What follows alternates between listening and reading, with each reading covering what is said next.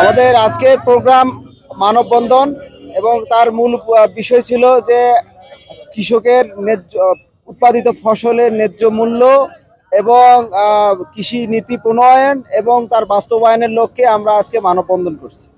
এটা হচ্ছে আমাদের মূল ব্যাপার ছিল। বুঝবেন আসলে কৃষকরা তো সব দিক থেকেই অবহেলিত।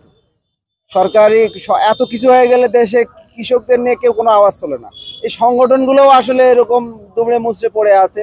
আমরা এটাকে এখন আমাদের দেয়ালে পিঠ থেকে গেছে যে এখন কৃষকদের জন্য সংগঠন বা কৃষকরা প্রতিনিধিত্ব ছাড়া আমাদের আসলে কোনো আর পথ নাই। সেই জায়গা থেকেই আমাদের এই ভাবনা এবং এই মঞ্চের উদ্ভব আর কি। মূলত একটা যে অভিযান চালাবে এখানে সরকার বিভিন্ন ভ্রাম্যমাণ হয়, আমরা কখনো দেখি নাই যে ভেজাল ও কৃষি ঔষধ কৃষকদের সেটা ধরা দেখি না।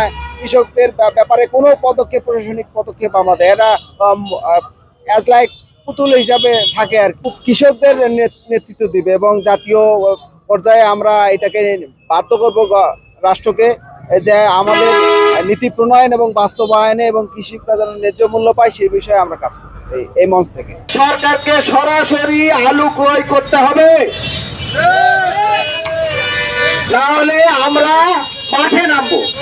মাঠে নামে সরকার আমাদের পক্ষে কথা বলতেছে, তাহলে আমাদের কৃষকরা যারা আছি কৃষকরাই মাঠে নামে আমাদের আলুর দাম আদায় করে ছাড়বো ইনশাআল্লাহ।